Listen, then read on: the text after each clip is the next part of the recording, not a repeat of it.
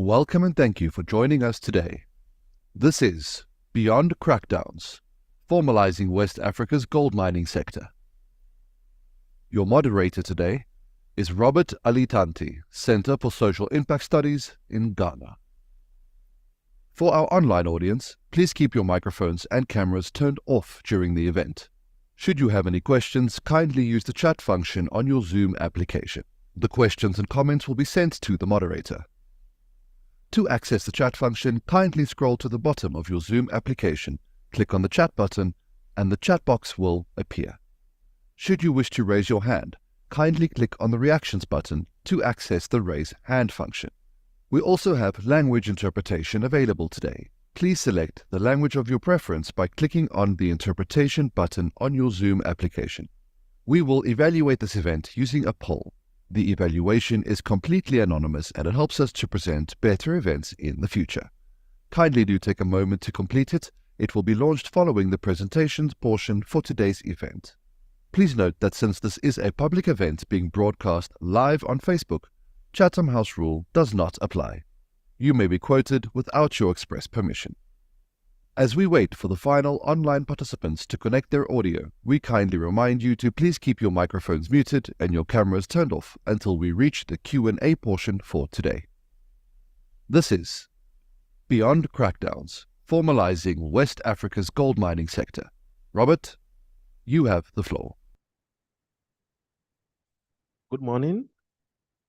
I welcome each and every one of you to this thought-provoking session on artisanal gold mining in West Africa.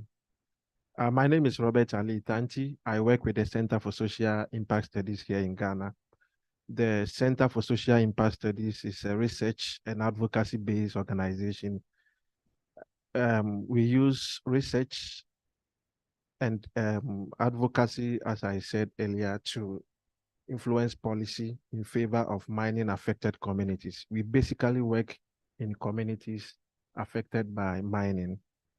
I'm happy to be here, and I'm also happy to have my wonderful panel who are experts in their respective fields. You are all welcome. Now, gold mining, artisanal gold mining in West Africa is confronted with several challenges and complexities. The major one, or the major challenge faced by the artisanal and small-scale mining sector in West Africa is the widespread informality. This informality has also affected the sector to contribute its potential to the development aspirations of several West African countries. What has been the approach? Several efforts to address these challenges always rely on crackdowns, punitive strategies. Today, we want to look at other strategies. What can we do differently from what we have been doing over the years to address these challenges in West Africa? And in this session, we'll be happy to hear findings from the research conducted by a team of researchers from Gideon on learning from West Africa regional experiences in the gold sector. We are happy to have some of the researchers here to share their experiences with us. On this panel, I'm going to have Dr. Gideon Osofu Peasah, Miss Masina Hunter, Dr. Ishmael Kwaku, and Dr. Rayan L. Galatani joining us online. So Miss Masina and Dr. Rayan will join us online. I have with me here Dr. Gideon Osofu Peasah and Dr. Ishmael Kwaku. Before I introduce Dr. Gideon Osofu Peasah to give us his presentation, let me give a brief profile of him. He is an analyst at Gideon. He specializes in various fields, including extractive governance, illicit financial flows, and gold supply chains in West Africa. His expertise extends to the study of organized crime in Ghana, in addition to proficiency in energy security and climate policy. Dr. Gideon Peasah, you are welcome. Okay. Dr. Ishmael Kwaku is a senior lecturer, researcher, and consultant, and a coordinator for the Sustainable Artisanal and Small-Scale Mining Hub at the University of Mines and Technology, Takwa, here in Ghana. His areas of interest are artisanal and small-scale mining, the mineral supply chain dynamics, illicit flows, local economic and social development in the extractive sector. Dr. Ishmael Kwaku, you are welcome. And joining us online, Ms. Masina Hunter is the thematic lead on extractives and illicit flows at GTOC. While her work has covered a broad range of material and geographic spread, she is currently focused on gold-related crime, other mineral resources, illicit financial flows, and development responses to organized crime. Ms. Hunter, if you can hear us online. Hello, Ms. Hunter. Yes, I can hear you. Thank you. You're welcome. Thank you. Also joining us is Dr. Ryan, who will share his experiences from Mauritania with us. Dr. Ryan is a researcher in geo-resources and an independent consultant. He specializes in mining exploration strategy in Mauritania and its evolution in the sub-region. His expertise extends to the study of Mauritanian mining potential and its impact on socio-economic policy. Dr. Ryan, if you can hear us, you are welcome. Hello, Doc. Hello, Oui, Doc. je vous entends. Merci. All right. Okay. Thank you very much.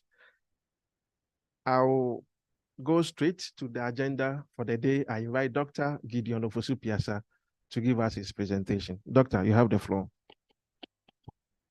Thank you very much, Robert. Good afternoon, everyone. And then thank you for joining us. I work with a global initiative. We're an independent global nonprofit based in Geneva in Switzerland. And then we carry out research and analysis to understand and also to provide a platform for discussion on innovative approaches to securing supply chains and markets against infiltration by criminal actors. And then this includes the gold supply chain as well as other minerals types.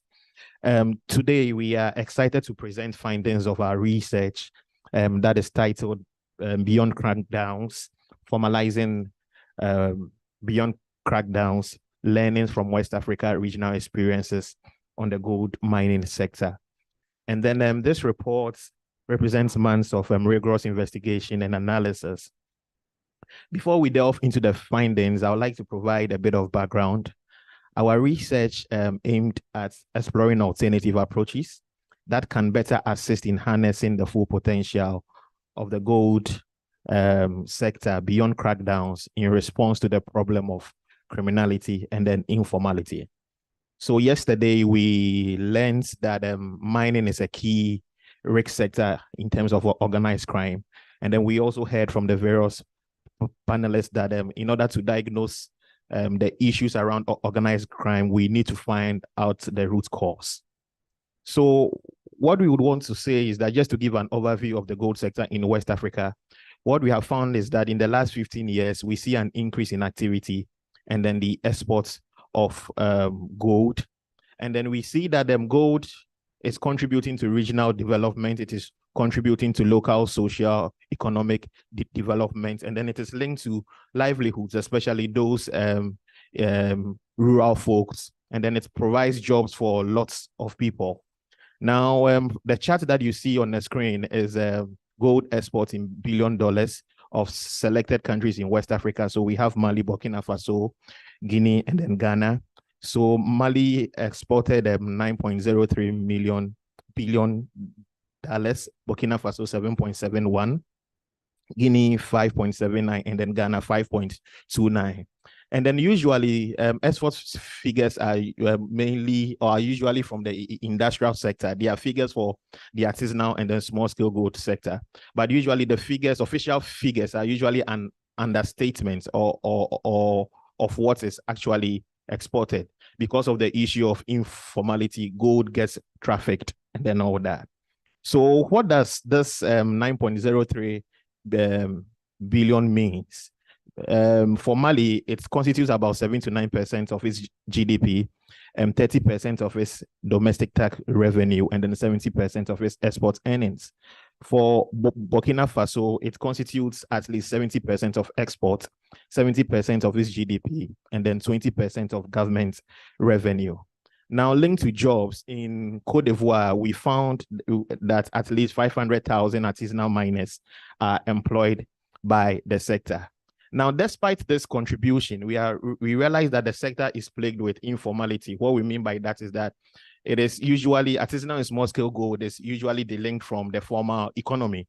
So there is weak government oversight, and then because of that, it is very difficult to track flows of gold. And then because of weak oversight, criminal actors do tend to take advantage of the sector. The sector is not getting the support that it needs in terms of machinery, equipment.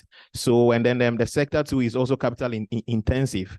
So when miners are looking for money, and then they are not getting that from formal financial systems, they become vulnerable to all sorts of money, including dirty money. So what we sought to do is that we sought to diagnose the problem. And then in identifying the root cause, we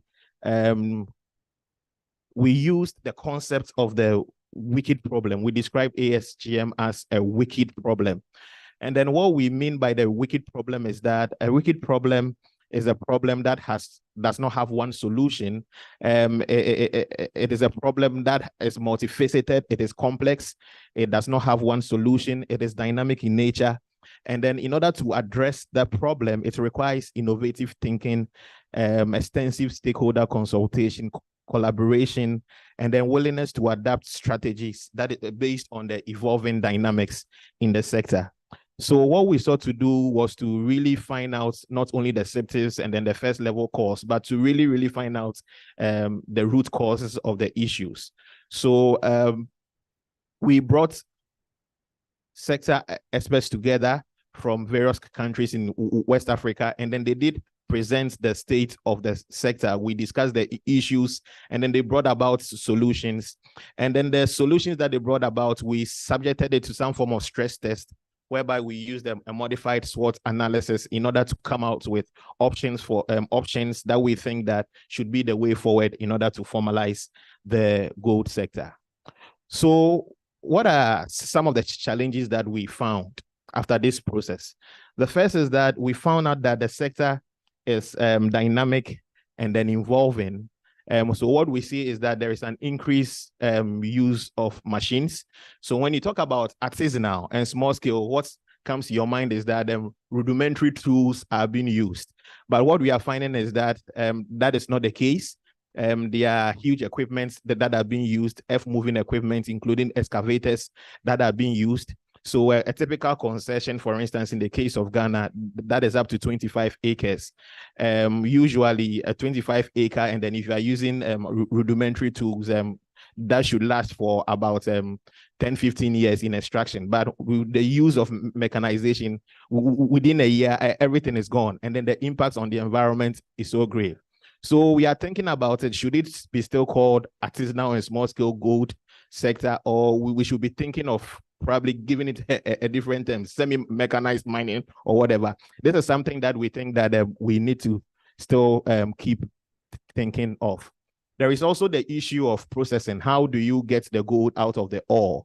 And then the mercury was being used, or is being used, though mercury can be used, but it can be used under strict supervision and then guidance. But we see that the use of mercury is not being used properly, safety concerns, environmental concerns. And then we also see the increased use of cyanide, which is much more lethal than mercury. So what the reason for this is that, especially when it comes to the use of chemicals, has to do with the issues around technological advancement, the regional interconnectedness. So we see Burkina Faso as a key hub in the flow of cyanide In northern Mali, we see actors from Niger, Chad, and then to a lesser extent, Sudan involved in cyanide processing. And then we are seeing the impact on water and then land. Regarding explosives, explosives is used in artisanal and small-scale gold mining. Usually when you do underground mining and then you want to break the rocks so that you can further process. So we see a growing use of explosives in West Africa, particularly in Burkina Faso, Senegal, Mali, and then Guinea. And then we see that this raises concerns, not only about the issue of safety of miners on mine sites, but on broader security dynamics. There are fears that explosives may end up in the hands of violence extremist organizations, and then that would be so lethal. So this is something that we are finding out. We are also seeing the challenge of land rights and then access to gold deposits. How do people get access to land rights? We see that for you to go through the legal processes, usually it is very lengthy, bureaucratic, and then very expensive. And then we also see people who have been, so for instance, there are lands that has been handed over to them by their great-great-grandparents, and then they find out that it has gold, and then they would want to extract the gold. But when you are looking at it from the lens of the law, it becomes something that is illegal. But you want to find out whether you want to classify this as something that is informal, or you want to look at it from the lens of the law, which is illegal. It is something that the community has been doing for so many years. That this brings about the issue of legitimacy, whereby the traditional leader there or the chief there would say that this land belongs to us. We have been mining for so many years. Why do we have to go through the rigorous processes of the law? So usually we box all of these guys into one basket, and then we have those who are in there doing criminal stuff, committing environmental crimes, and then all that. So we box all of them together, and then we usually want to use the same solution, which has issues around crackdowns and then all that. So this is something that we think we need to look at. There is also tensions between artisanal and small-scale gold miners and then industrial mining. One of the challenges that we are seeing is the lack of geological data. So because there is lack of geological data on resource-rich areas, there is this trial and error whereby, based on traditional knowledge, they go digging about places, and then they later find out that the place is not resource-rich. They leave those places with pits uncovered, which are also safety risks. So what we are seeing is that where there are industrial mines, they are rest assured that these areas, because these large-scale mining companies are there, then the place is resource-rich. But you realize that these are the concessions of large-scale mines. So you realize that they would have to usually break through these concessions, and then there are sometimes attacks between these miners and then the security personnel of these industrial mines. And then there are instances of violent confrontations between communities and then industrial mines. This is a challenge that we think we identified through this study. The next slide. Now, we also see that it is also difficult to distinguish between informal and criminal activities. As I indicated, we see that ASM is providing the livelihoods for people, especially, as I said, rural folks, for women who are involved in various activities in the value chain, and then it provides them with income to be able to support their families. In places we see women who are involved in dual livelihoods, they will be engaged in various activities in the ASGM value chain, and then would also have grocery shops, for instance, whereby they invest proceeds from mining into their grocery shops. So during rainy seasons, whereby mining activities go down, they do go through these grocery shops in order to sell. So we see those linkages there. But we are also seeing that there is also criminal exploitation of the sector, whereby sites are controlled by criminal groups. And then we see evidence that the violence extremist elements are operating, especially in Burkina Faso. And then they have links with gold partners who are operating in the Common National Park area, which is located in the northern border of Côte d'Ivoire.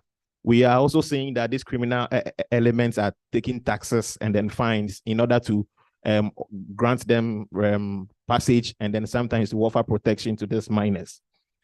We are also seeing that the instability in the Saharan areas are occurring in gold mining areas, which is a key concern. But we are also seeing that the sector also has benefits. It is also providing jobs for unemployed youth, internally displaced persons, contributing to reducing violence in some cases. And then there are reports of ex-combatants, for instance, who are now in artisanal and small-scale gold mining because they see that as an alternative pathway. For example, in the Kidal region of Mali, some members of armed groups such as the CMA and then they have laid down their arms and then they have committed to gold mining. And then the last challenge that we are seeing has to do with the marginalization and disempowerment of women in the sector. Statistics show that about 20 to 50% of women in Africa are involved in artisanal and small-scale gold mining. That is, they are involved in various activities along the value chain. But so depending on the country, depending on the mineral, this statistics may differ. But we are also seeing women who are doing great. So in Mali, for instance, we see women entrepreneurs who are renting out equipment for money. We see women organized as cooperatives, and then they have achieved some successes. And then we have the case of the Federation of Women in Mali, in Federation of Women in Mining, which can be found in Mali. Despite this, we see that women face discrimination and then marginalization. There are issues around gender inequality, politicization, and then chronism, which has huge impacts on women than men. We are seeing that there are barriers regarding access to funds, access to money, and then all that. So in the interest of time, I would like to pause here, and then my colleague, Masina, would continue. The next slide.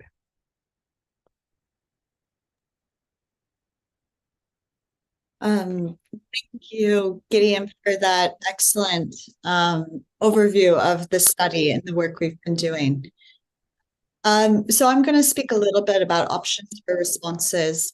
And these options for responses come from research we've done in the past and policy discussions from not just in West Africa and Sahel, but from across Africa as well as globally. But these specific recommendations presented here and in the report are also heavily informed by the workshop discussions and input from stakeholders actually coming from the region, and a result of lessons learned in those discussions that we were able to have with various stakeholders. So looking at the first one and also thinking about defining the problem and identifying root causes, access to land and mining rights is a really hurdle just to start for helping support ASGM and other formalization processes. And so that's one of the first recommendations we look at, is how do we establish those land and mining rights? Some various forms in West Africa are establishing mining corridors, or in Ghana, there's also community mining areas. I think our colleague from Mauritania will also talk about mining corridors and the success they've seen in Mauritania in some ways. And so I think there's a recognition that this is one potential avenue of establishing areas or land specifically for ASGM, where responsible sourcing and mining practices can be supported as part of formalization efforts. And lessons learned can be found across the Sahel, both good and bad, as well as Africa and globally. Another approach to this is how we can cooperate better with industrial mining operations. And again, we did have the opportunity to discuss with industrial mining operations how industrial mining can work better with ASGM and how we can make land available to ASGM operations. Often what we see is a lot of profitable or land that is gold bearing has already been designated in concessions, exploration, or either active mining. And so these actually aren't legally available to ASGM miners, which pushes them into that informal sphere. So by cooperating and coordinating with industrial mining operations, this is one way to address and overcome these challenges. There certainly are challenges that need to be addressed, such as liability issues, legality, these sorts of things. But there does seem to be growing openness by industrial mining operations on how this could be done, which should be encouraged and supported, and also the appropriate legal frameworks put in place to make this possible going forward. Moving on, cooperatives and other mining bodies is another opportunity for supportive formalization. By bringing groups of people together, it makes them easier to work with, consolidate resources, share knowledge, supply chains, all these sorts of things, which can be really valuable and useful in formalization efforts. I think the one thing to be careful about when forming cooperatives is to be really cognizant of political economies and power dynamics.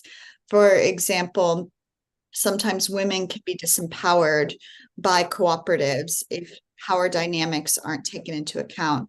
And so that's why political economy analysis and assessing power dynamics and gender dynamics as well is really important when we are supporting the establishment and working with cooperatives and other formalized bodies in the ASGM sphere. But this is an opportunity for supporting formalization and the sector going forward. This kind of leads me into the next point of including gender and policy program design. My colleague, Dr. Gideon, mentioned this in his presentation, that gender does seem to be an issue where women do face unique challenges in the sector, which aren't always really well recognized or addressed in current policy and program design. And so we would encourage greater emphasis on gender dynamics and considering women, and especially the impacts formalization efforts will have on them. Moving on, decentralized service centers. Now, this can apply both to the processing of ore by providing processing services, as well as purchasing gold. And again, this is something that is being done with some success in Mauritania, which I'm sure our colleague will speak more about in his presentation. And this is also something that has been done in various ways, including in Ghana, Zimbabwe, lots of different places. And so there is significant opportunities for lessons learned here and what has worked and what has not, which are presented in the report. And lastly, strengthening national bodies and regional coordination. I think everybody has heard this before, and I'm going to say it again. Gold flows are transnational in nature, and responses limited to only national governments are limited in their impact. And so there is a need to not only ensure that national bodies that have the responsibility or ability to impact on gold mining, as well as gold supply chain, are sufficiently empowered, but also there are avenues or mechanisms in place that enable governments to coordinate activities across the region. Thank you. I will end there. Hello. Thank you, Masina. Thank you, Dr. Gideon Osofu Peasah. I hope we will have access to the full report in the coming days so that we can digest it very well. But basically, Dr. Gideon Osofu Peasah highlighted some of the challenges in the artisanal gold mining sector in West Africa. The fact that the sector contributes massively to our economies, but it is or the sector is faced with several challenges, including the informal nature, which has opened the door for exploitation. I am from a mining company. Sorry, I'm from a mining community, and I was born and bred in the mining community of Boise. So I can identify myself with most of the things that they have mentioned here. I have experienced some of them, I've seen them. So we are happy to have this research. And like I said, we'll be happy to have the full research from your team so that we can digest it. Now, I'll move on to Dr. Ishmael Kwaku, who is going to do a presentation on some of the initiatives Ghana is embarking on to address some of the gaps identified in the research. Dr. Ishmael Kwaku, you have the floor. All right, thank you very much. Good afternoon, everyone. It's a privilege once again to share the platform, especially on the issue of small-scale mining, in not only in West Africa, but Africa as a whole. But my focus today will be on Ghana's case.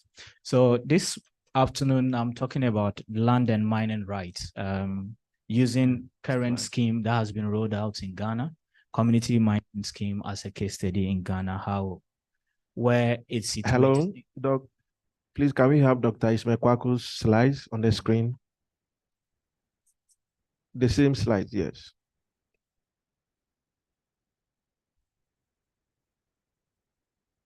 Below the first presentation, on the same slide. So go down. Next page. Next. All right, okay. Doc, you have the floor. All right, thank you. So, so this afternoon, I'm going to highlight three things. One, we will look at a snapshot of the minerals industry in Ghana and its contribution. Secondly, we look at where land and mining rights sit in our laws. And the third one, we look at the community mining scheme. So geologically, Ghana is one of the richest countries because of its various mineral resources. That is from geology point of view. So in our laws, we have two forms of mining, basically small-scale mining and large-scale mining. But based on our research and experience, in practice, we can identify 4 forms of mining in the country: artisanal, small-scale, medium-scale, and large-scale mining. And these categories is based on some characteristics, include level of investment, level of technology, land and concession size, level of production, behavior of people involved, and supply chain dynamics. So based on these characteristics, we can categorize the various practices of mining in the country. It has contributed to socio-economic development of our country. Currently, as of 2022, Ghana's minerals industry contributed about 12.6 billion Ghana cedis to our gross domestic product. And in terms of percentage, it's about 7.6%. This is huge to the country. Over the period, Ghana, since 1900, when the first concession ordinance was passed, Ghana has passed a lot of legal frameworks and enacted a lot of laws. And currently, one of the major laws that governs the lands and mining rights in the country is the Ghana's Constitution 1992, which serves as the paramount legal framework that defines ownership of lands and the natural resources in the country. Now, within that law, the 1992 Constitution, especially Chapter 21, 3 different types of land ownership has been categorized. We have the public, the private, and then those 2 are the skin land. It is worth noting that all public lands are vested by law in the president on behalf of and in trust for the people of Ghana. The president of the nation is also mandated by law that at any point in time when a private land or a stew or skin land is needed for the interest of the country, the government or the president can order for its acquisition or its occupation. And therefore, in terms of mineral resource, every mineral in its natural state within the territorial jurisdiction of the country also belongs to the republic, and therefore is also vested in our president, which means that at any point in time, if you want to do any mining in the country, whether the land belongs to you or not, you need the permission from our president, or you need permission from the law to be able to do that. Now, apart from the 1992 Constitution, we have the Mining and the Mineral Act 2006, Act 703.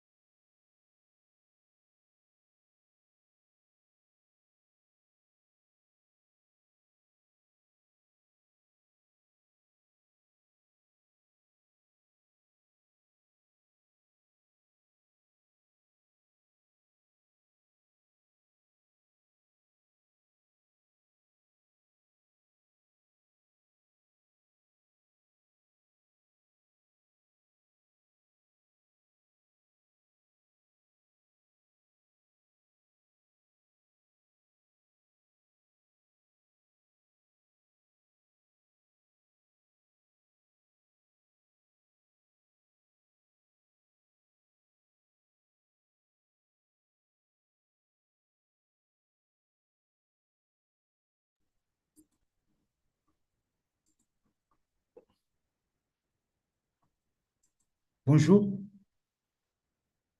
Bonjour, est-ce que vous m'écoutez? Bonjour, est-ce que vous m'entendez? Bonjour.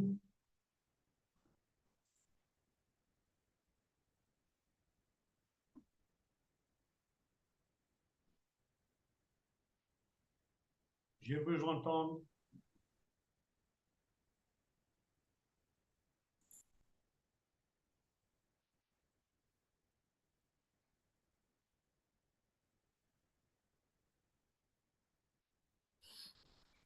Bonjour.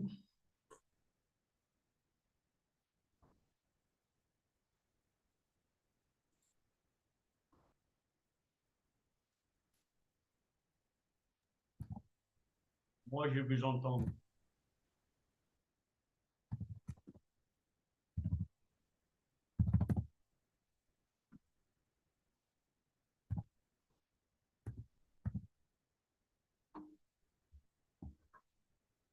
Bonjour.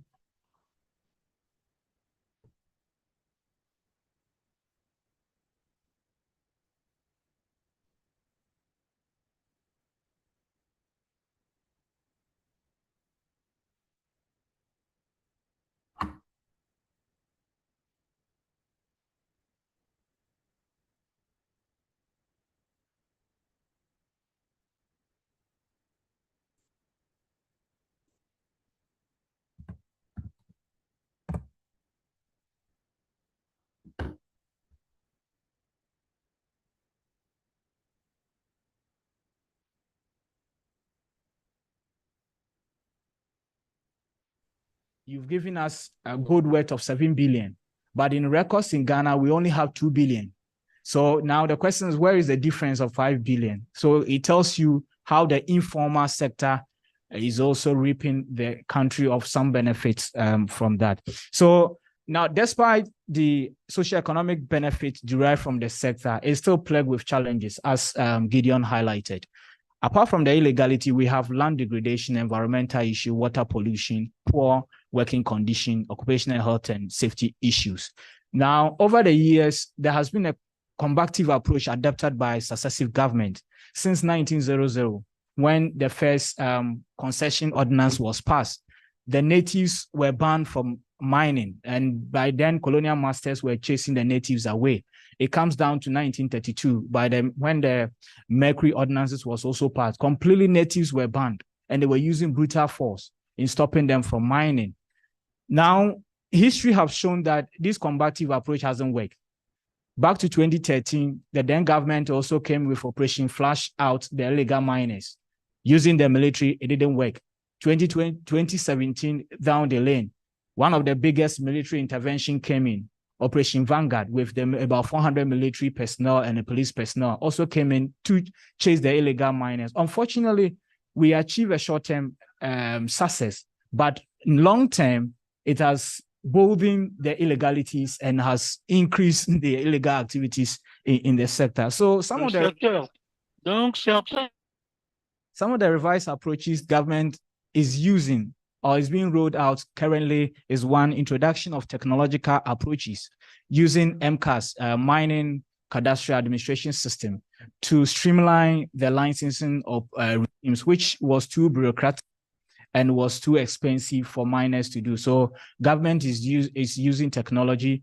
There's also drones and tracking systems to prevent heavy equipment in some of the illegal mining sites. Again, the government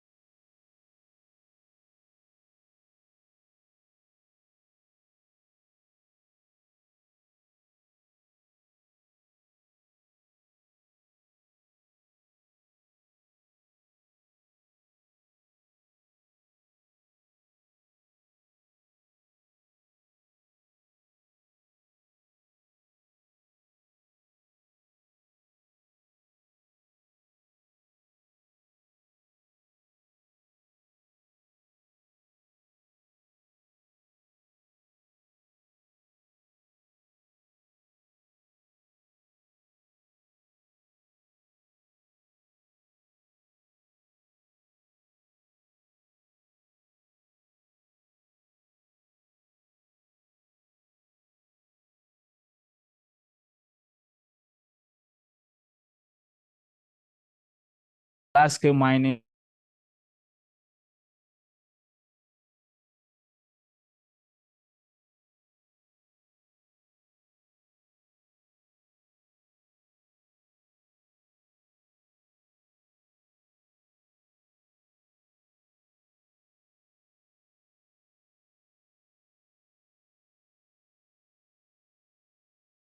last slide. Now, in terms of the benefits, okay, please the next slide. Okay. All right. Now the benefits, since the rollout of the community mining scheme, we've seen improvement in community ownership and participation in the mining sector and responsibility and responsible mining. We've also seen a cooperative mining approach, which serves as an accountability mechanism for who probably might be responsible for some of the illegalities that may be perpetrated within a community. We've also seen improved some level of traceability and formalization, because now, before you conduct any community mining scheme, it needs to be licensed and needs to be launched by government or the minister of the state before it could go on as a community mining scheme. Now, what are some of the challenges over the period? We've realized that under the disguise of the community mining scheme, people have been forced out of their concession that they own legally.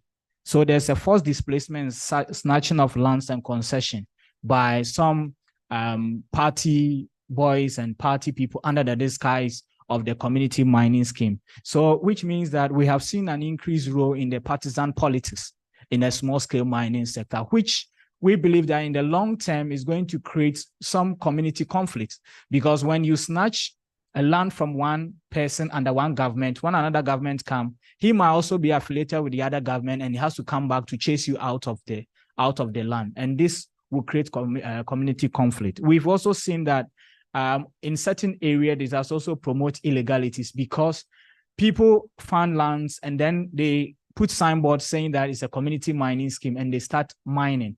And when law enforcement agencies sees these signboards, they do not go there to check, because it is believed that it might be for some DC or some political actor who is too powerful for the law enforcement agency to deal with. So overall, the community mining scheme has potential to transform or formalize the sector. However, it also comes with challenges, which I believe, if addressed, will help us achieve the objective of the scheme. Thank you very much. Thank you. All right, thank you, Dr. Ishmael Kwaku, giving us highlights of the community mining scheme as a strategy to address the challenges in the sector. We move straight to Mauritania. So I call on Dr. Rayan to also share his experiences working in Mauritania. Dr. Rayan, if you can hear me, you have the floor. His presentation will be in French. Bonjour, est-ce que vous m'entendez? Bonjour, est-ce que vous m'entendez? Oui. Yes. D'accord, merci. I hear you. Donc, bonjour à toutes et à tous. Donc, je suis ravi de faire partie de ce panel. Et je salue l'ensemble des collègues et des chercheurs présents à Accra aujourd'hui. Donc, comme vous savez, la Mauritanie, comme les autres pays de la sous-région, c'est un pays qui est très dépendant de ses revenus du secteur extractif.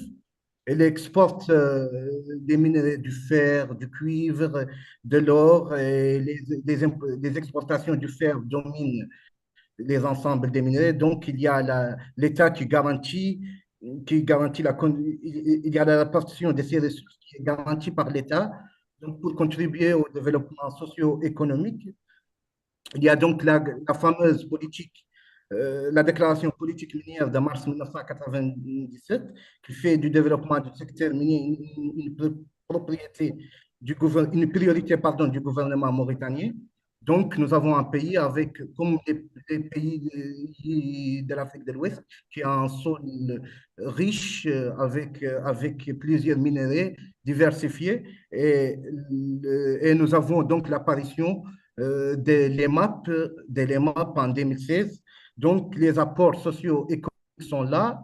Donc, nous avons deux villes qui sont les deux villes où l'EMAP est pratiquée. Donc, c'est la ville de Chami au centre et à l'ouest, pardon, et la ville de Zouéret au nord. Donc, les apports socio-économiques, selon donc le rapport des GIZ, avec une production de 259,29 kg, l'EMAP a généré environ 32,8 milliards MRU de chiffre d'affaires par an, dont 67% à Chami et 37% au nord à Zouéret. Elle crée plus de 24,4 milliards MRU de valeur ajoutée répartie entre ces deux villes minières. Donc, en 2021, l'apport de l'EMAP pour le PIB était estimé à 9%. Sur le plan donc, social, en 2019, elle a créé 15 200 emplois directs, d'après la société Ma'aden, et 15 200 emplois pour l'année 2022. Donc, avec aussi 22 000 emplois directs et indirects, soit 5,5% de la population active en Mauritanie. Donc, la production en 2021, s'est élevée à 3,5 tonnes contre 4,5 tonnes en 2020. Donc, soit un recul de 22,9%. En 2022, nous avons 2383 kg. Donc, le monopole de la vente, de l'achat et de la vente de l'or a été un échec. L'activité mobilise actuellement un investissement total de l'ordre de 7 milliards MRU, dont 84% au niveau des ateliers de traitement et 16% au niveau des puits d'extraction. Malgré donc ces retombées socio-économiques très importantes de l'activité, à Chami et à Zouéret, il génère des effets négatifs sur la vie humaine et l'environnement. Le respect donc des environnemental est aléatoire. L'État donc a procédé directement après l'apparition de l'EMAP à la création des usines de traitement, des centres de traitement et des périmètres pour les usines de la cyanuration. Donc, pour concentrer donc, spatialement le maniement des produits chimiques. Donc, mais il manque vraiment une réelle politique une réelle politique pour la diminution et pour aussi l'usage des produits chimiques. Donc, les lieux, comme vous voyez sur la carte, les maps est pratiqué dans des zones désertiques, donc au nord, au centre, à l'ouest et tout récemment un peu au sud. Donc, il y a ces zones sont dépourvues des infrastructures adéquates. La prospection, donc, a débuté, comme je l'ai précédemment rappelé, en 2016, non loin de la ville de Chami, dans la zone de Tazias-Tigiri.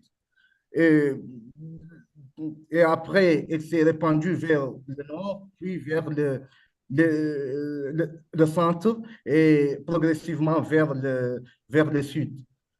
Donc, le gouvernement a accompagné l'activité. Il a introduit des réformes dans ce secteur minier ces dernières années. En ce qui concerne le cadre juridique, les responsabilités organisationnelles et les systèmes d'information géologique. Donc, l'État mauritanien encadre ces secteurs par des décrets et des arrêtés interministériels. Les autorités donc, ont créé en 2020 la société Ma'aden qui encadre ces secteurs et qui a l'exclusivité de la délivrance des permis. Donc, pour l'accès à la terre et au gisement d'or, il y a donc les premières autorisations qui ont été délivrées en 2016 et il y a des zones qui ont été définies d'artisanal au niveau de l'ouest, donc dans le triangle Tazias-Tijirit et Ahmeyim. Et après, il y a eu une ouverture progressive vers le nord, mais elle est sous responsabilité de l'armée. Donc, c'est l'armée qui a contrôlé cette ouverture. Donc, il y avait une interdiction de l'orpaillage dans le nord, malgré que c'est une zone qui a des indices importants, surtout la frontière avec l'Algérie et le Mali, mais l'armée a interdit jusqu'à fin 2021. Il y a eu l'ouverture de ce couloir sous la responsabilité de l'armée et sous l'organisation de Ma'aden. Pas comme par exemple le centre ou le sud où la gendarmerie et les forces de l'ordre interviennent directement au cas où des litiges, etc. Donc, il y a eu la délivrance des premières autorisations avant la création de Ma'aden, puis il y a un décret en 2017 portant sur la petite exploitation qui autorise la création des petites mines, exploitation des petites mines, et puis il y a le dernier décret qui date de 2 janvier 2018, qui a fixé les conditions de délivrance des permis, les règles d'accès et d'organisation des différentes possessions. Donc, nous avons donc un ensemble de catégories, la catégorie A, B, C, D, E. Catégorie A, c'est pour la main-d'œuvre et pour les gens qui pratiquent l'orpaillage. Catégorie B, c'est pour les détenteurs des appareils et les détecteurs des métaux. Et puis, la catégorie C, c'est pour les propriétaires des puits d'orpaillage qui sont enregistrés chez Ma'aden, le logiciel de Ma'aden. Et puis, il y a la catégorie D, c'est pour les traitements mécaniques, donc les usines de traitement. Et la catégorie F, ce sont les usines de traitement des déchets. Donc, aujourd'hui, les pouvoirs publics mauritaniens saluent les MAP comme une contribution à la lutte contre la pauvreté et surtout dans la période du Covid, elle a aidé beaucoup la Mauritanie à endiguer la pandémie. Et néanmoins, le gouvernement doit encore s'attaquer à plusieurs risques liés à cette activité, comme l'environnement qui est toujours bafoué au pied, comme la commercialisation de l'or. Il y a aussi, avec les chiffres que j'ai cités dans un premier temps, le marché noir s'est accentué ces derniers temps. Donc, il y a cette politique libérale que le gouvernement a introduite fin d'année 2022, la fameuse loi de la libéralisation du secteur avec la création des comptoirs. Mais cette politique n'est pas toujours opérationnelle malgré qu'elle a été votée, malgré qu'il y a eu un processus et qu'il y a des gens qui ont déposé pour les comptoirs, mais toujours pas de fait. Donc, il y a beaucoup de problèmes. Mais malgré tout ça, la Mauritanie, je pense que la Mauritanie a profité de sa stabilité, comme c'est un pays stable dans la région. Donc, elle a profité de plusieurs aussi enjeux et surtout l'enjeu de la sécurité. Donc, j'espère que j'ai un peu contribué sur les maps mauritaniennes et je vous remercie.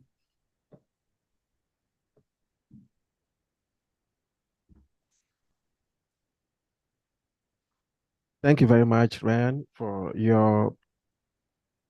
All right, so I will come back to you with some questions. It's now time for question and answer session, and I'll start from myself. I'll I'll throw my questions. So kindly prepare your questions. Those who are joining us online, you can put your questions in the chat. I will do my best to give them to the panel members to address them for you. My first question goes to you, Dr. Gideon Osofu Peasah. In your presentation, you mentioned that there's the use of cyanide and mercury, and then also the use of explosives. They were common on the field during your research. How can formalization address these issues? These are very critical, even to the health of nearby communities. Thank you. Okay, thank you very much. So what we are seeing is that because most the sector is informalized, there is weak regulatory oversight. So because of that, cyanide is being used. So if we are doing formalization, then the miners can benefit from proper regulatory oversight, whereby the regulator or experts can provide support in the use of explosives, for instance, so that it is much safer. If the sector should benefit from formalization, for instance, instead of using cyanide at various mine sites, which is uncontrolled, processing centers, dedicated processing centers can be established, whereby the ore can be brought together, and then whichever processing technology that would be used can also be controlled. Now, if the sector should also benefit from formalization, then they can also have that kind of support from industrial mines in the transfer of skill and the knowledge in order to enhance operations in the sector. Thank you very much. Thank you, Gideon. For the sake of time, I'll move straight to Dr. Ishmael Kwaku. There's a question? Okay, so you highlighted the importance of the community mining scheme in Ghana. However, you also mentioned that government over the years put in place several strategies to formalize the system through crackdowns. So beyond the community mining scheme, what are other strategies that the government is using to address these challenges? All right, thank you very much. Beyond the community mining scheme, I indicated that the government is trying to use technology as one of the means. One of the challenges that facilitated the illegality was the bureaucratic system of licensing. Too cumbersome, very expensive, and therefore governments have introduced the MCAS, the Mineral Cadastral Administration System. So they could say that their home, comfort of their village. If you have access to internet on your phone, you can, thank you very much. You can initiate the licensing procedure, and then that should go through after making the necessary payment.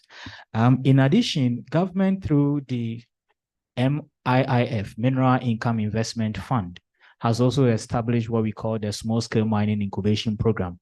Government have realized that one of the challenges faced by the small-scale miners, especially the licensed one, was access to capital.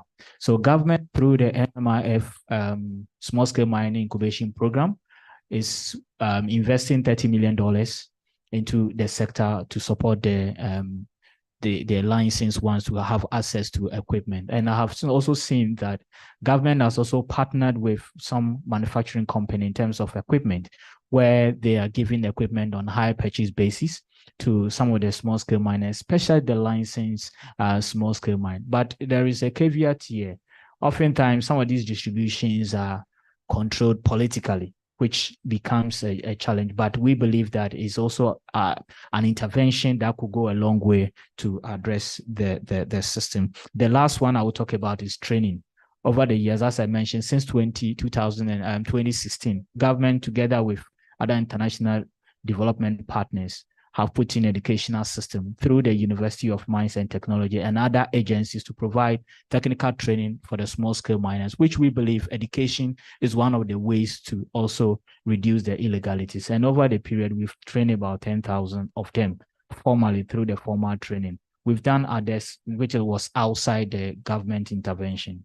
Thank you very much. Okay, so before I go to Ryan, I want to ask this question, and this question goes to Dr. Osofu Peasah and Dr. Ishmael Kwaku. I want you to attempt it. The community mining scheme, you mentioned that in the law, we have the small-scale mining and we have the large-scale mining. Where do we place the small-scale mining scheme in the law? Is it legal? And then to Dr. Osofu Peasah, do you see the community mining scheme as formalized, and will you recommend it to other West African states? All right. Thank you very much. I mentioned that the community mining have adopted two strategies. It's a combination of the small-scale mining operations, which the Act 703 Minerals and Mining Act 2006 provides legal backing to that. And we also have some regulations governing the tributary system was practiced by the diamond industry. Now, the community mining scheme tries to combine these two systems to ensure effective participation of community members in small-scale mining to ensure environmental stewardship and accountability in the sector. So there is legal backing to the community mining. Okay, thank you. So with the community mining, now before there's an operational document surrounding that. Now, before the operational document was launched, community mining had already been announced, but there was no regulatory framework. So people started, whenever they find a resource-rich area, they begin doing their own thing, and then they will place a signpost there that this is community mining. So law enforcement agencies come and then they see the signpost and then they go. But what they were doing was not sanctioned. Now they realized that things were not going as it was supposed to, and then later the operational document was launched. Now, when you look at the details of the operational document, it is perfect. Government is going to give them lands, and then this land is where they have enough geological data on them. They are going to provide them with supervision. The regulator, the Minerals Commission, is going to supervise them. They are going to form cooperatives so that they can raise, they can access funds, which is lacking. They are supposed to get a sick bay on site. All those kind of fine details are there. So if the content of that operational document can be implemented to the latter, then that will be perfect. And then that will be very good for other West African countries to practice. But as it stands now, there is still a gap between what is in the operational documents and then what is being practiced. Thank you. So in effect, you won't say it is formalized. So there are attempts to do that. And then we want to encourage that all the fine details in the operational documents are implemented. Thank you. All right, thank you. Let me go to Dr. Ryan. Dr. Ryan, listening to Dr. Ishmael Kwaku and Dr. Osofu Peasah, what are some of the key experiences from Mauritania will you recommend for Ghana and for other West African countries? Thank you. I have lost the translation, but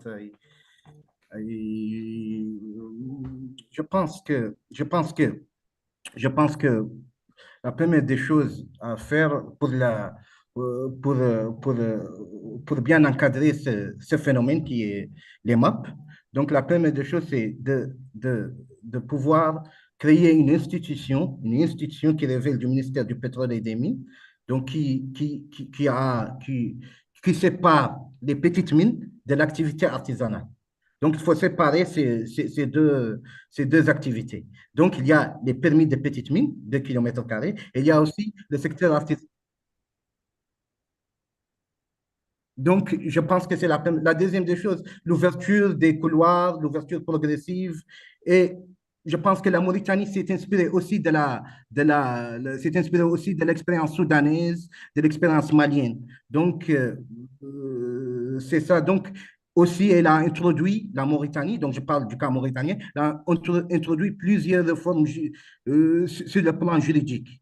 Donc, voilà, c'est pour mieux encadrer ce secteur. Donc, je pense qu'il faut vraiment créer une institution qui est équivalent à un ministère là-bas, qui encadre tout et, voilà, et encadrer aussi toute la chaîne, depuis l'extraction jusqu'à la commercialisation. Donc, c'est ça ce que je peux recommander vraiment au Ghana. All right, thank you. I will now come to my distinguished participants here. I open the floor for question and answer. Okay. Okay, so you have a question? Okay. Okay, so we take 3 questions. Okay, so I start from I'll come to you. Merci, c'est Lucie Abbé, la directrice de l'Observatoire des économies illicites de la GITOC. Et j'ai une question pour notre collègue de la Mauritanie. Vous avez imposé un focus sur le contrôle de le processus de cyanure, la utilisation de la cyanure sur l'amalgation. Et ça, c'est un élément très intéressant de l'approche de la Mauritanie. Mais je veux savoir, est-ce que les processus d'amalgamation informels continuent? Et est-ce que le trafic de le cyanure et le mercure continue malgré cet point formel d'amalgamation ou pas? Et si pas, qu'est-ce que fait le gouvernement de la Mauritanie pour enforcer ce contrôle sur le marché illicite de chimicaux? Merci. Merci. Donc, pour le cyanure, désolé. Désolé, j'attends la permission. Kindly hold on. We want to take 2 additional questions. I will come back to you. I'll give you the floor to answer. All right, so let me go here. No, madam. Yes. Okay. No, madam before. Okay. Madam. Ah, yeah, madam before. This one is being gender sensitive. And I applaud you for that. Thank you. Yes, I just want to share a few provisions on small-scale mining as highlighted by Dr. Paku and Dr. Peasah.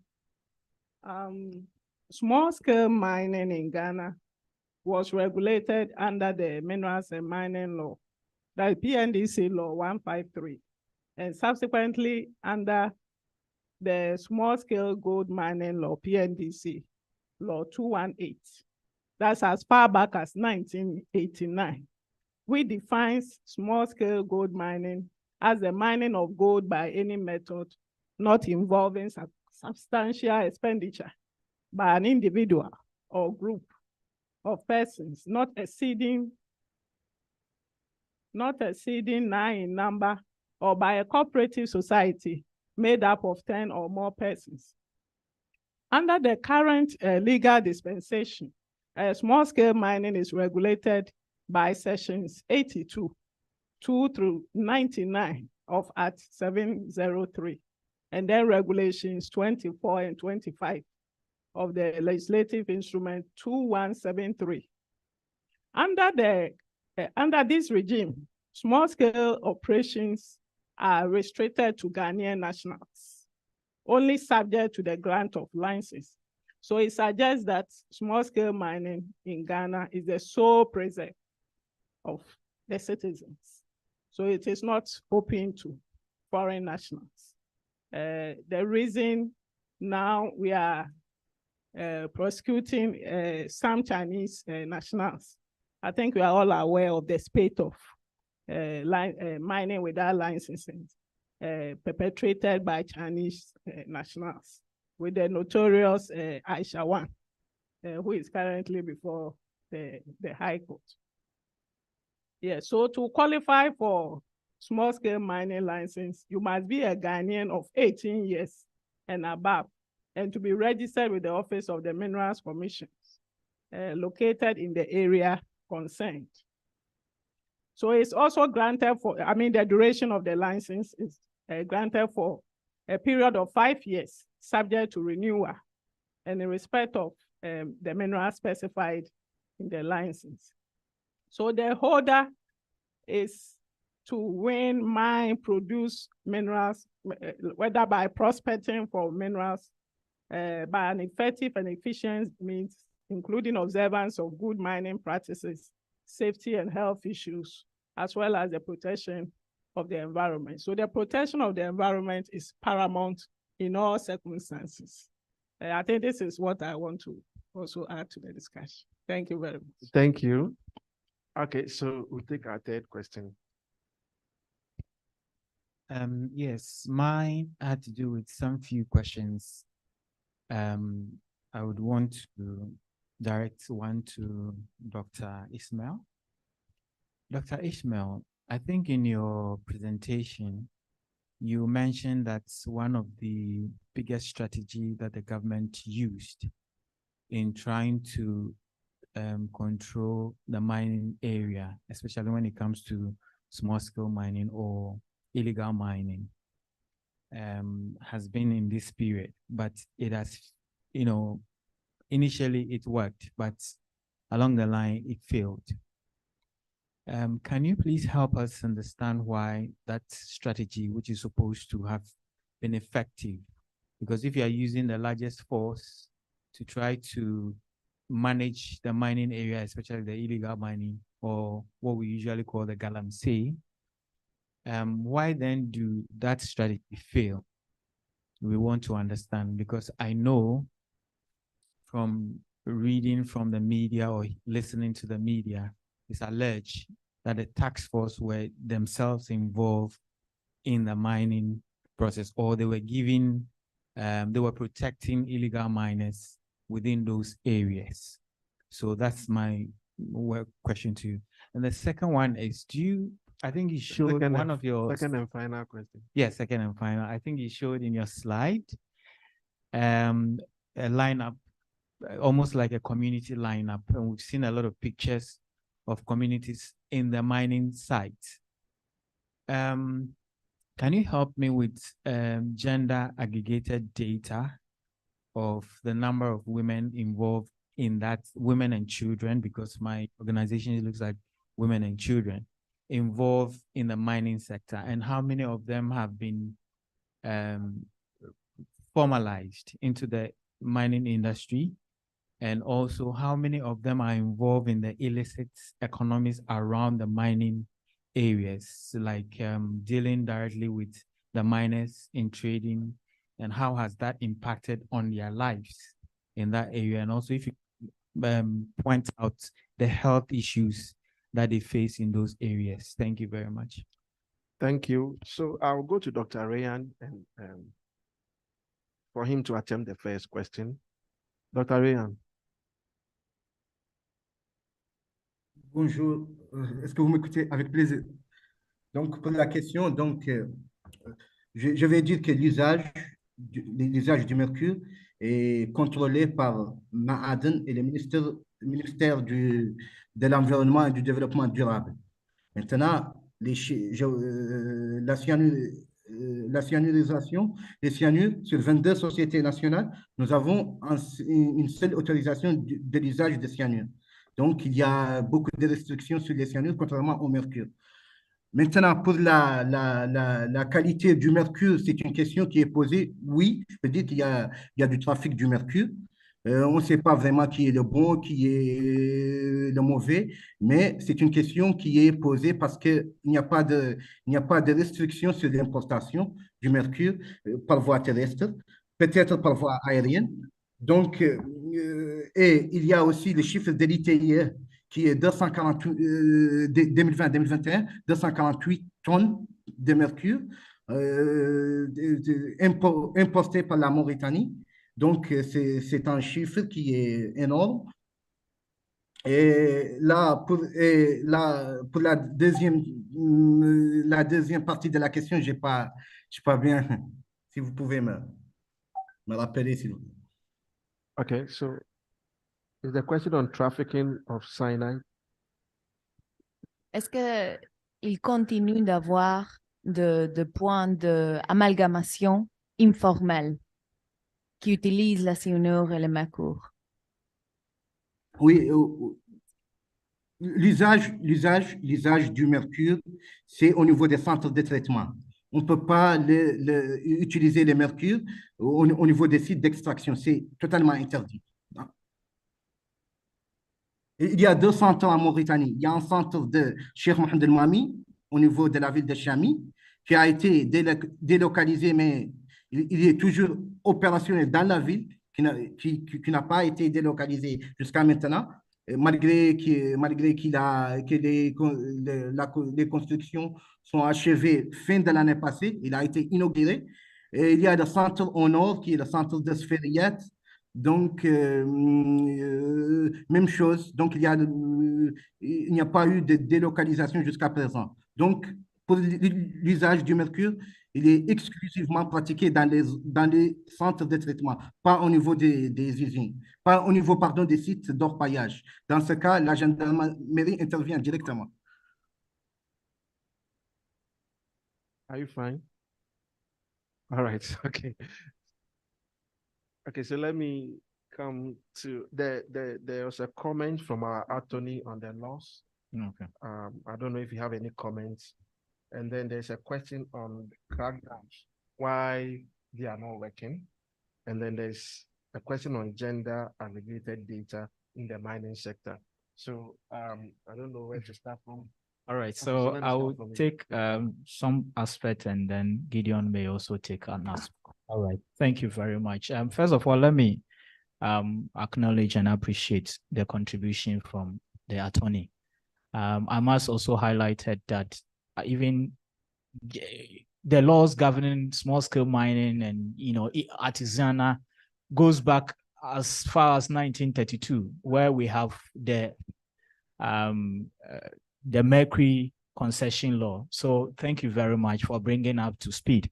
Well, the combative strategy failed on several premises. These are some of the reasons offhand.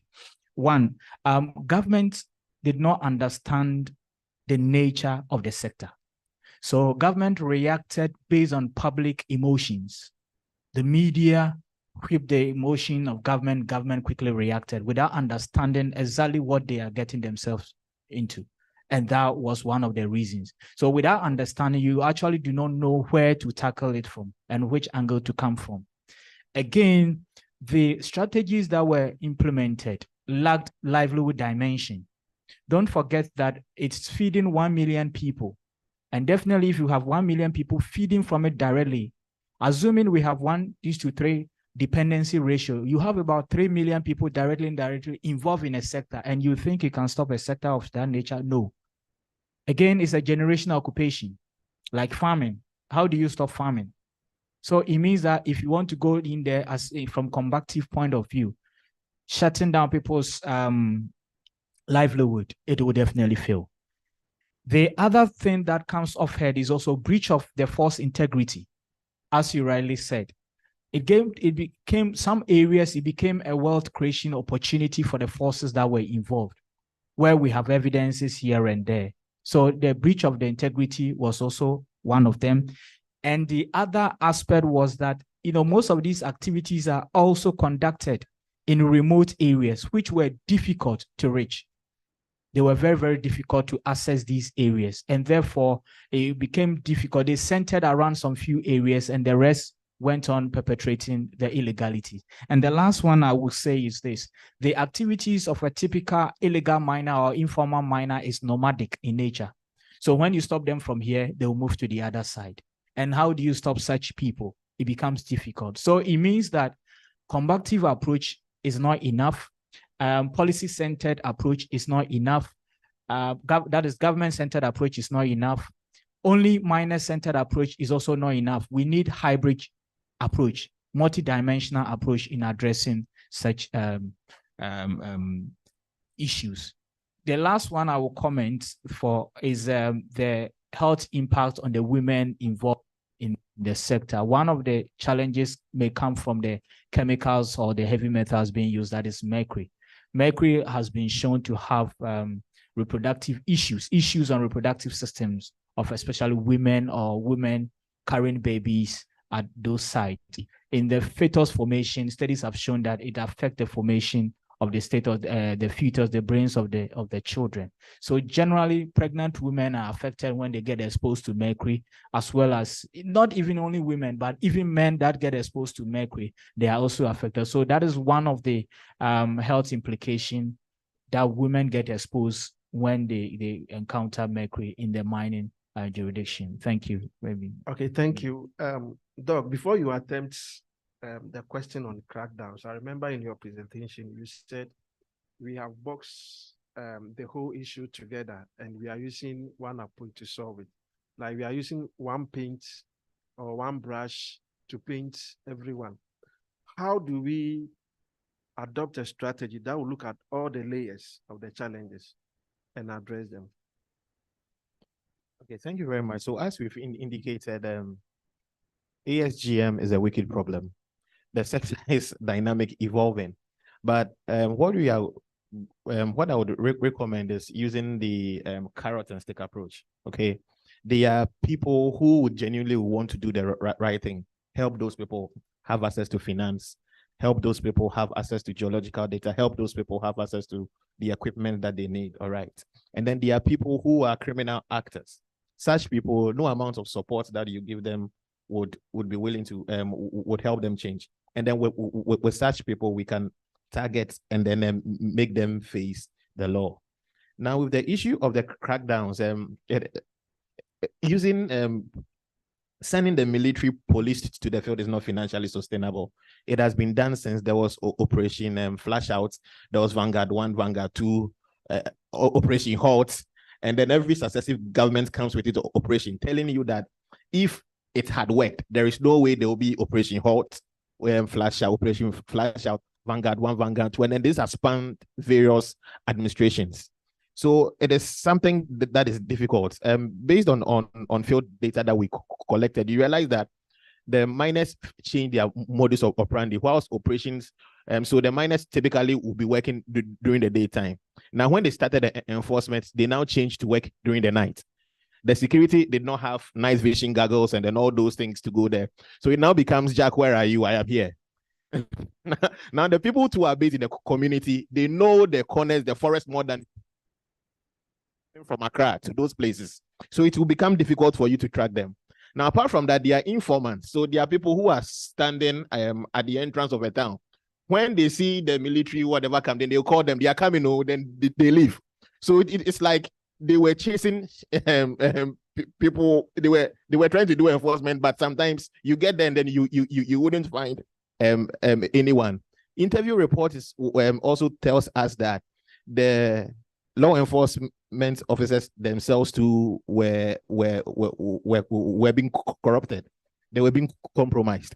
And the ones that we saw on TV that, okay, these excavators are being bent, these people have been apprehended, were people who were not willing to pay or couldn't pay. And then people who were in there, those who could give them money, they would call them and then tell them, tomorrow we are coming for an operation, so don't go to the mine site. And then such people would not go. So all these factors, in addition to what Dr. Kwaku has said, are the reasons why these crackdowns have failed. Thank you very much. Gender. Okay, so you realize that getting hard data on the sector is very, very difficult. And then it is something that I think that we all need to look at, development partners, whoever we need to look at in order to get hard data. So what we usually use are estimates. So for instance, the data on women, we are saying 20 to 50, which the gap is so wide. Right. So and then even Ghana, we are saying that estimated 1 million are directly involved. Indirectly, we say 4 million. These are estimates based on past data and then all that. But what we have seen is that, well, for instance, when you go to northern Ghana, all the community mine sites that we have been to as part of our work as global initiative, you do not see women doing the actual digging, the labor work, and then all that. The women are usually at the processing side. So when the load do come up, they buy and then they do process. So you see the women there. In the south too, the women also do help with the carrying of the ore. Yes, we see that, and then they provide some kind of peripheral services, selling some inputs. Now, those who usually have concessions are known, and then they are not much, and then they are mostly members of the women in mining, and then we know them. They are a handful. So the sector, the participation of women in the sector, based on what we have seen when we go to the field to collect data, is something that is very, very, very small. That is what I can say. Thank you. Interesting. I want to add this. When Operation Vanguard came to being, that is 2017, when there was a ban. It will interest you to note that our gold output from small-scale mining also increased when there was a ban. That is where we recorded the highest contribution from ASGM when the ban was on. So the question is, where was it coming from? 40%. It moved straight to 40% when there was a ban. Now, when the ban was lifted, it dropped to about 30 to 35. So these are some of the puzzles we're trying to solve. That when you institute ban, gold production increases. When you remove ban, it drops. So these are some of the things. It tells you the dynamics of the sector. Thank you. Thank you, Doc. I want to go online and check if there are comments or questions. Can our technicians help us? Is there any comments? Yes, okay. We can also take questions from our online participants. Yes. I think a question was on the chat, but someone already gave the answer. The question was how can gold illegally mined be exported? Okay, and the first one was, I wonder how gold mining is operating in areas where jihadist groups are active. If it is, how can gold illegally mined be exported? Doc, is that the only question? Yes, sir. Okay, the rest are comments. Yes. Yeah, we'll be happy to hear one or two comments. Okay. I think somebody give an answer to that question. The person say, ASM activities are operating in many areas under jihadi control. In fact, jihadi group intentionally hold these areas so that they can fund operations through gold and other smuggling operations by providing protection, sometimes without offering for illegal miners, they can tax the operation. All right, thank you. Thank you. So let me come. Yes, okay. If there's any burning question, you want to ask a question? Okay, you have the floor. This will be our last round of questions. We can take 2 or 3, then we bring the session to an end. Thank you. Liaz Tagzira from the Global Initiative. Just a very quick question. Someone mentioned, I think it may have been Gideon, that there had been the diversion of former combatants into the gold mining sector. Where was it? Was it a state-led initiative, or was it sort of a grassroots level? And going off the answer to that question, is it into a formalized system of mining, or was it still sort of informal mining activity? Thank you. All right, thank you.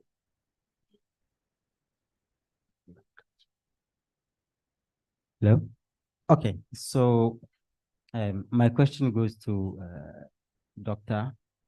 I'm forgetting of the name. Gideon for Peasah. Yeah.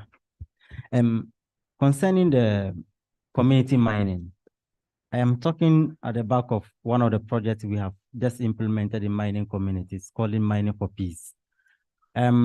It appears that when we went to the communities and then we're engaging the community members, they resonate more. And this was a suggestion that they brought, that if government can give them this community mining.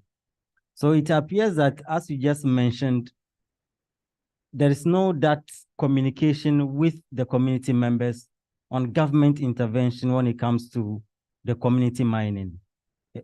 And so the question I want to ask is that, at what point did government brought this intervention, and how far have they engaged these communities on the community mining?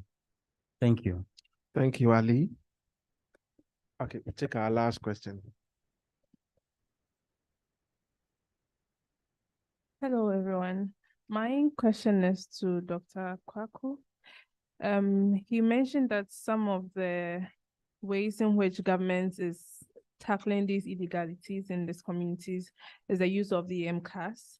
I want to find out, to what extent has the MCAS helped to tackle these issues when you compare current data, previous one, and also you mentioned that genuinely some of these illegal miners would want to do the right thing, but do not have the capacities.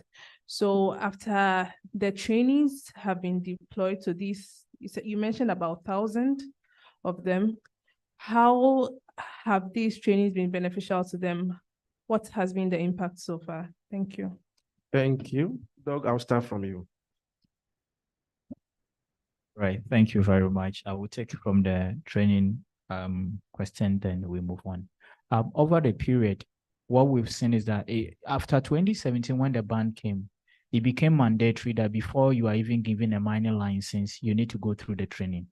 And then we give you certificate before the license was given to you, with the belief that after the training, you will be able to understand the phases of the mining, what probably you were doing wrong before, and what should be done right, and what the law requires of you. Because oftentimes we give them the license without necessarily even telling them what they were obliged to do, and the compliance aspect of things were missing. So that is one aspect the training tried to bridge that gap for them. And over the period, we have seen, especially the licensed small-scale miners, because the illegal ones, you cannot go to their site to monitor their impact. But for the licensed one, we have even seen some of them that had migrated their operations from just the small scale mining to what I term as a medium scale or large scale from that perspective, with a view, with the understanding that when they got the understanding, now they could save more. They now have good stewardship on the environment, and therefore they are able to even acquire more concession from areas that the chiefs were not giving them because of their previous bad practices. So there are evidence to that the training had an impact. In terms of the MCAS, currently the person does not need to travel from his village, because in Ghana, most of the licensing is centralized in Accra. So the person from Bongo, from Dakupe, Dollar Power, has to travel down here to go and get there. And when you even get there, it will take sometimes it takes about 2 years before you get your license. And by the time, see, one of the challenges that brought the illegalities, it takes them 2 years to get a license. By the time your license comes for you to do the mining, somebody had already mined the area. So now the question is, why should I even start the process at all? I'll rather mine. When you chase me out, I'll run away for some time and come back. So the governments have seen that, look, if we don't streamline the licensing approach and the bureaucratic system, we're not going to. So the MCAS is one of the things that even the World Bank now has invested money in that to ensure that their coverage is wide for everyone to participate in. The last thing I would target is the illegal gold exploitation. In Ghana, when I'm holding gold, nobody asks me where the gold is coming from, whether it's from legal or illegal source. And even in certain jurisdiction, the question of who defines the legal and the illegal. So when I get my gold, I just sell it into a formal system, and then it just washes its illegality out of. It becomes part of the formal system. So to export illegal gold, what I need to do is to sell it to somebody who has a license to export. And most often they will not ask you where it's coming from. It has been washed already, and then we go. So that is how some of the illegal gold has been exported. But one of the studies, I think Gideon might share more, we've realized that it's a bit difficult to trace where exactly our friends, the Chinese, are exporting their gold. It's one of the conundrums or issues we are still trying to figure out. Maybe How are they really exporting them? That is very difficult. But we know of the Indians and stuff. Some of them have gained some exporting licenses and stuff. But our friends, the other friends there, actually, we are yet I'm to sure know. we'll get an answer before we go. Doc. So the moderator is saying that principal state attorney has some answers to that. It is something that it's a ministry.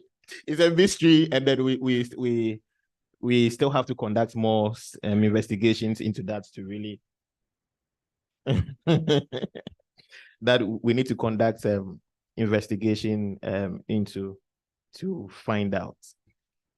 So there was a question about ex-combatants. Yes, so this was found in Kidal region in Mali, and then these are members of the CMA and then Platiforme, and then it is not a government-led initiative, and then they are in informal.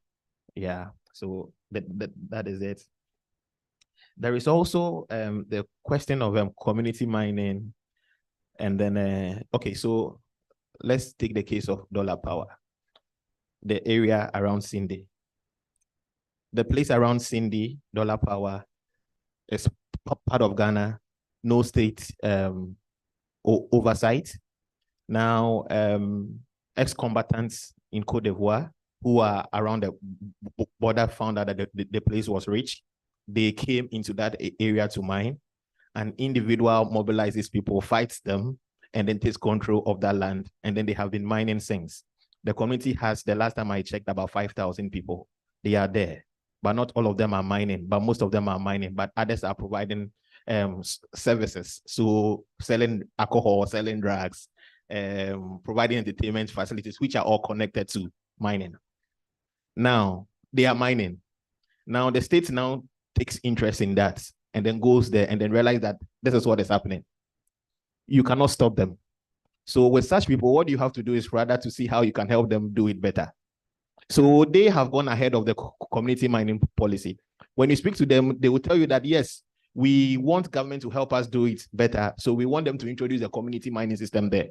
So you realize that these issues around informality started way before this community mining system. So they have gone ahead. So what is now happening is how the state would have to catch up. And then after catching up, going ahead in order to designate mining corridors so that when a place is exhausted, they can direct them to another place where they can mine and then help them reclaim where they used to mine. So that is something that needs to be done. There was an online question on the modus operandi, how people get gold out. Yeah, so our studies in the wider region, there are various methods. There are people who would have to cross the borders. Now, crossing the borders, there are various dynamics to it. A miner has gold and then would have to go to a selling center, which is probably in the city, which is about 3 hours from where the gold was mined. But this person lives close to the border. And then by walking for 30 minutes, gets into another country and then can sell there.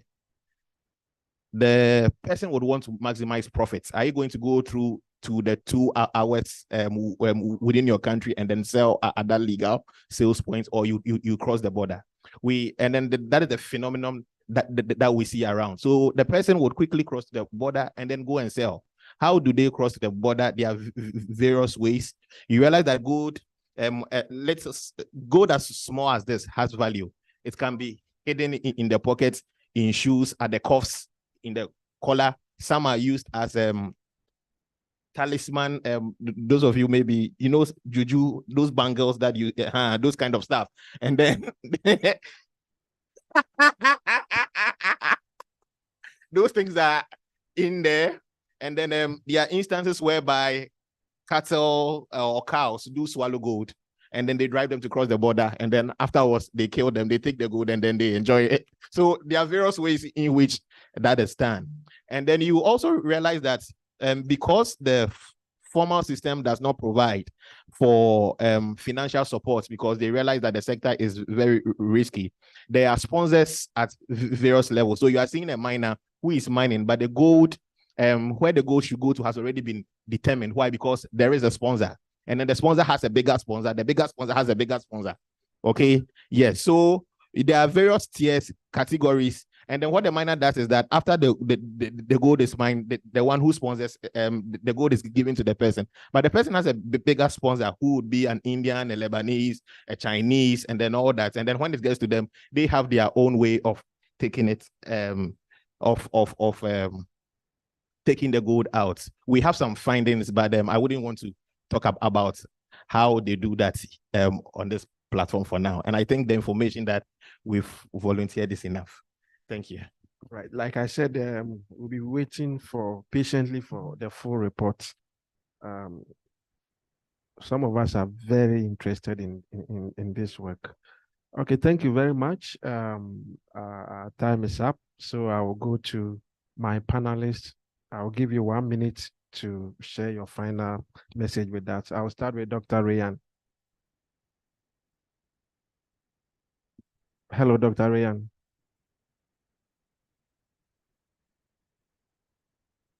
Your final words. Bonjour. Yes, we can hear you. Bonjour. Donc voilà, donc je pense que cette discussion est vraiment intéressante. Donc, surtout d'expérience du Ghana, moi j'ai appris beaucoup de choses à travers ce panel. Donc, je pense que l'expérience mauritanienne aussi a partagé avec beaucoup d'intérêt. Donc, surtout sur la libéralisation du secteur, le contrôle des produits chimiques et l'usage et aussi, je dis bien, la séparation de deux activités artisanales et les petites mines. Donc, c'est l'expérience mauritanienne. Et il y a aussi l'absence des groupes armés qui contrôlent les sites d'orpaillage. Donc, il n'y a pas d'intervention de l'armée au nord. Donc, en cas de litige, donc il y a aussi cet enjeu sécuritaire. Donc, c'est à partager avec les autres pays de la sous-région. Même nous avons eu tout récemment une visite de la délégation burkinabé au niveau de la Mauritanie. Ils ont effectué une visite pour tous les sites d'orpaillage et ils ont vu de près les traitements et tout ça. Et voilà, donc c'est ça. Je vous remercie et j'espère que ces discussions aboutissent vraiment à la résolution des problèmes majeurs de cette activité qui est un enjeu aujourd'hui en Afrique. Merci. Thank you, Dr. Rayan. Dr. Ishmael Kwaku. Thank you very much. My last comment is that although the ASGM sector is plagued with a lot of informality, but based on research and based on experience, there is order in the midst of the informality. And therefore, any approach to address this informality, we need to understand the order.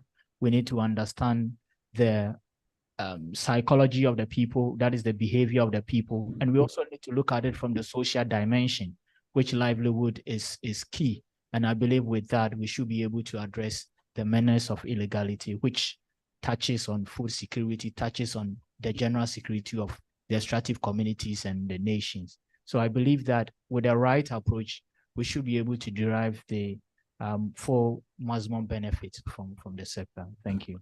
Thank you, Dr. Gideon. So in closing, on behalf of the Global Initiative, ISS, and OKWAT, I want to express our gratitude for your time and attention. And then we look forward to your continuous collaboration on the topic of gold formalization in West Africa. The full research report would be made available next week. And then we encourage you to delve into the findings of the report at your convenience, and then we can engage further. Thank you very much. All right. Until then, we'll keep waiting for the reports. Thank you very much, all of you. Thank you, Dr. Gideon Osofu, Peasah. Thank you, Dr. Ishmael Kwaku.